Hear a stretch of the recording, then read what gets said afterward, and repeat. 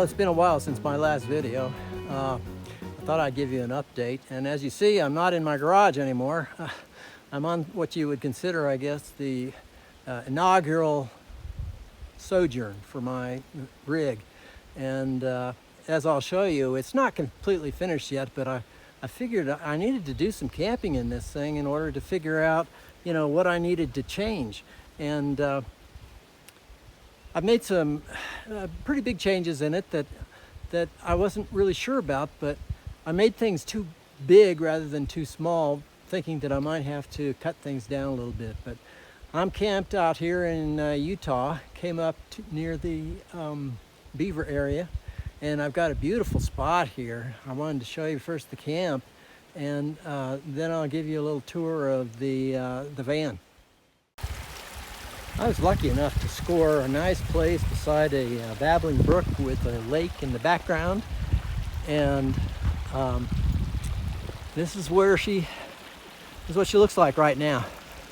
I've got kind of an awning on the back here that I jury-rigged, and using a couple of tent poles and a couple of tarps and some items that are tarp buddies, which I really like. Actually, I'll give you a close-up of that right away. See this? They just clinch around the tarp and hold it, and that will hold your tarp together.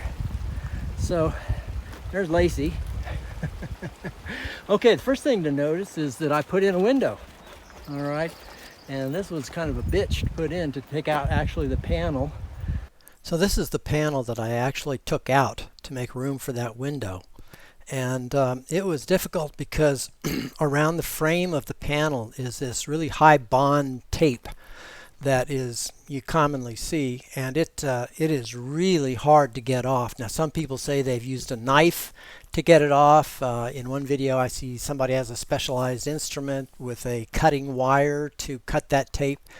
But what I found worked the best for me was just a saw with a plunge cut, which I just kept working at and working at and working at to get that off. Now, once you get it off, putting the window back on, assuming that you've kept the molding or the gasket that was originally on the van, you can attach the window using 4 bolts. You know, so it's trivial, you know, after that.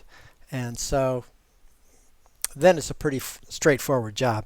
I've got some bug screen over that front window.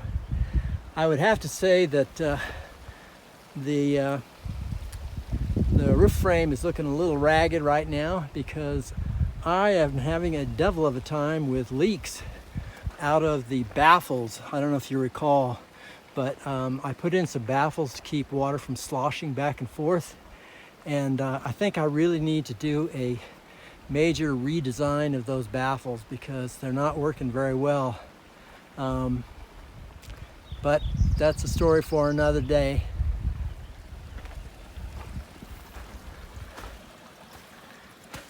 As you see, I haven't finished anything. I haven't finished the doors. I haven't put up any kind of cladding around the kitchen area at all.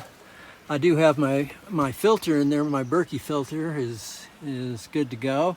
And I've created this little cabinet here. I think I showed you before, and I got a little magnetic cover on there with canned goods. And I've been traveling on some pretty rocky roads, and actually this is working very well in keeping stuff intact there. There's my propane locker box, and I created this little shelf here, and I put in some foam board on the bottom of that thing, cut holes in it to hold bottles and stuff. And then I put in the cabinets on top, and this is something that I have some major questions about because these may be too big, but I wanted to see what it was like, you know, living in the van with these with overhead cabinets this size. I did put some screening on here, which is steel, so that I could attach magnets or anything to that. There's a lot of magnets in here. These are all my bits in case I need to do any work. I like these magnetic strips. And I put in the track lights. I'm real happy with the track lights, how they turned out. And I've got a couple of cabinets here. See, now this is it keeps the stuff in with the paracord, and then I just put the magnetic burlap over the top. So this has got my clothes and stuff in it.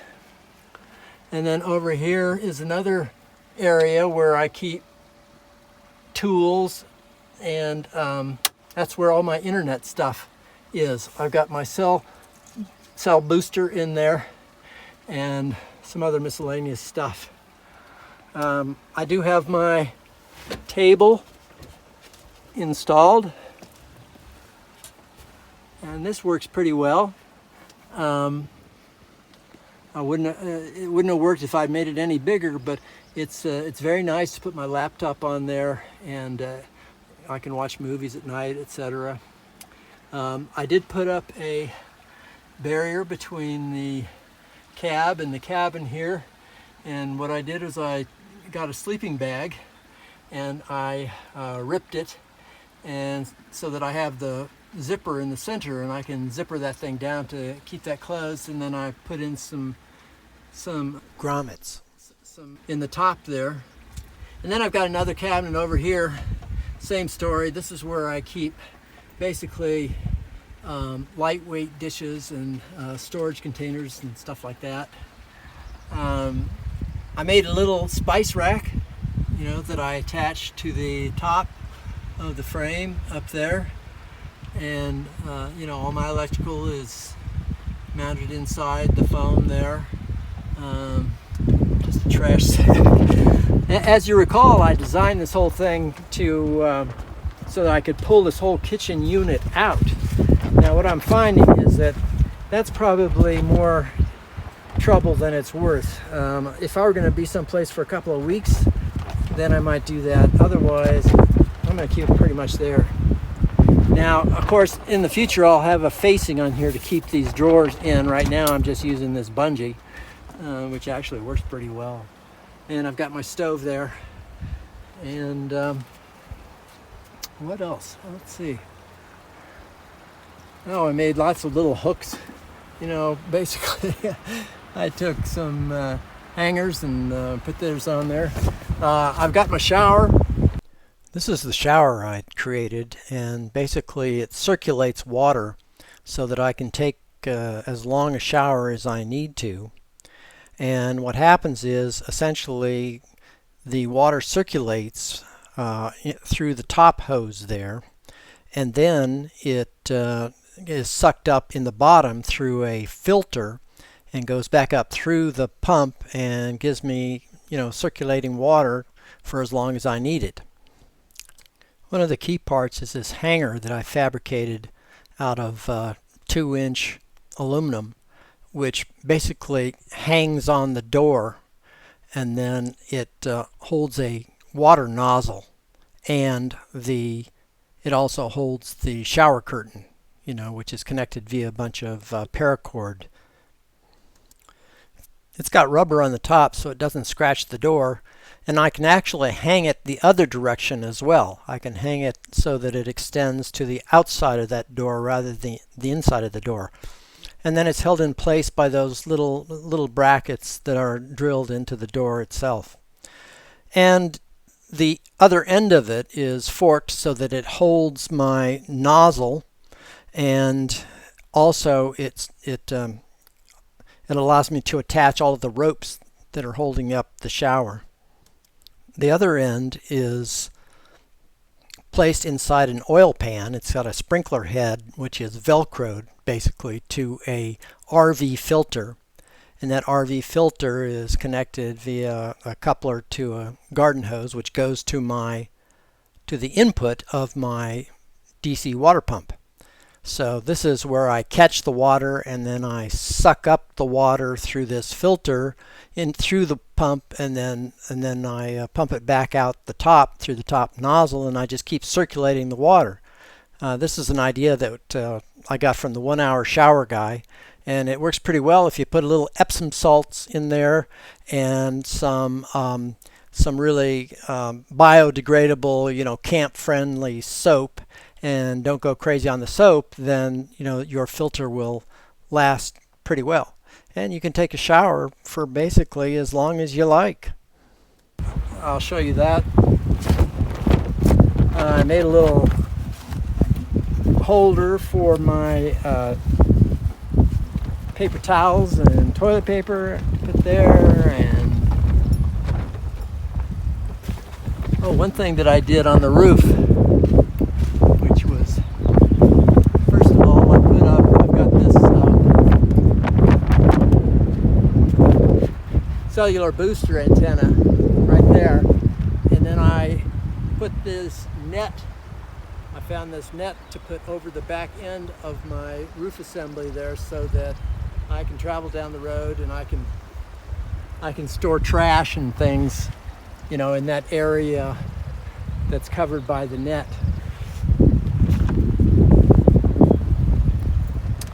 So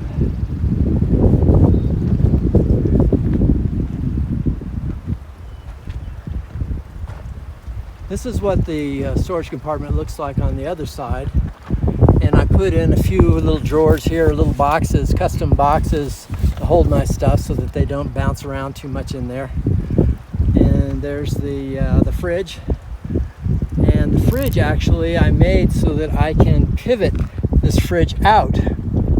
I like to open it from the outside. I like to be able to open it from this direction. So if I'm inside the van, what do?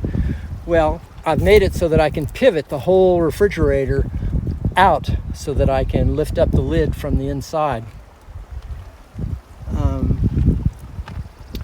One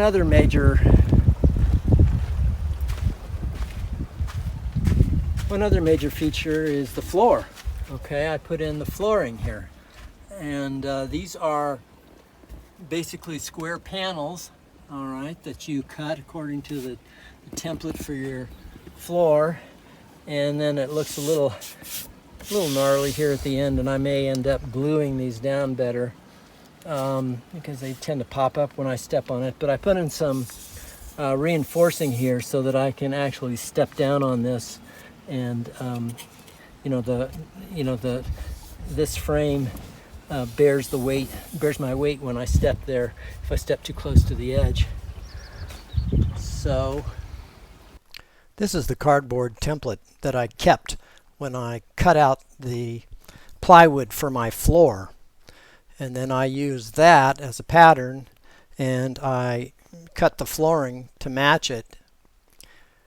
And then prior to putting the flooring down, you put on some black polyethylene, and then the floor itself kind of floats on top of that, so that if it expands or contracts, then it slides along the polyethylene. And the pieces fit together pretty well. I may end up gluing a few of them that tend to pop out sometimes because I've got such a patchwork pattern here. But otherwise, I'm fairly happy with the way the floor is working out. And I've got my bed. Of course, you'll recall that this part pulls out, and then the seat cushion back will flop over and occupy this space that is the aisleway here at night. And I think that's pretty much it for right now. So what did I learn from this trip? Well, one thing that I learned is that this upper cabinet on the right, behind that light fixture with the burlap over it, is really kind of a pain in the neck, or I should say head, because I hit my head on that thing all the time. And I'm not sure, based on my camping trip, that I really need all of the storage in that. I think I can get away with putting some additional storage down in the kitchen cabinet, and maybe doing away with that altogether, or at least maybe making it smaller. So that's one of the improvements I'm going to make. And of course, I have to say, in general, this whole rig looks pretty ratty, and I admit that. But what I really want to do is get it functionally working before I start beautifying it or creating a version 2.0. You know, what I don't want to do is finish the van completely so it looks beautiful and compares with all these other vans that you see in all these other videos. But I have to rip out, you know, major portions of it because I don't like it or because it doesn't work very well. So essentially that's the mode I'm in until I'm satisfied with the basic design of this thing, and then I'll either replace the stuff that I really think is just too ugly, or I will make things look a lot more attractive. So basically that's the idea. Now the other thing that I found out is that, you know, these covers over my water tubes, I initially taped them on using this high bond tape, but what I didn't anticipate was the difficulty I was going to have getting those baffles to stop leaking. And this is a major project that I'm going to have, is to replace the entire design of those baffles, because what happens is the water, you know, it sloshes inside the tubes and it weakens those baffles and it creates leaks, you know, based on the sloshing of the water. And so the thing leaks, you know, it can be perfectly fine, you know, for a while, and then after the water sloshes it, it creates a leak. So I need a major redesign on that, and that's not going to happen until the weather cools this fall. So I'm probably going to have to take those tubes out and redesign the whole baffle system there to strengthen those and to make sure that they're leak proof.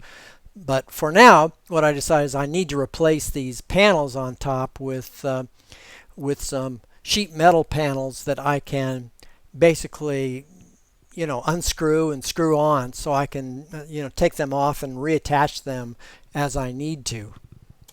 So one of the things I learned on this trip was to plug my holes. Now you've already seen how dusty this whole trip was, and as you recall, I put in holes under my refrigerator and under my electrical equipment in order to ventilate those pieces, you know, to pass air from under the van up through them to keep them cool, etc. And what I forgot to do was to put in the covers in those holes as I was traveling down these really dusty roads, and it basically got dirt all over the van, and it really really caused me to cut my trip short, you know, one day because it was just so filthy in there. So that was one lesson I learned. The other lesson I learned is that my heater system worked really well. You know, I was camping at 10,000 feet, and it got down, I'm guessing it got down into the upper 30s at night, and I had not anticipated that, you know, with my sleeping bag. So I fired up my heater in the middle of the night, and I was very pleased that it worked like a champ. You know, I was really happy with this heater that I put in. So those were a couple of takeaways. So overall, I was pretty happy with the way things turned out. Basically, it's given me the motivation to keep on working and keep on improving. So that's what I'll do.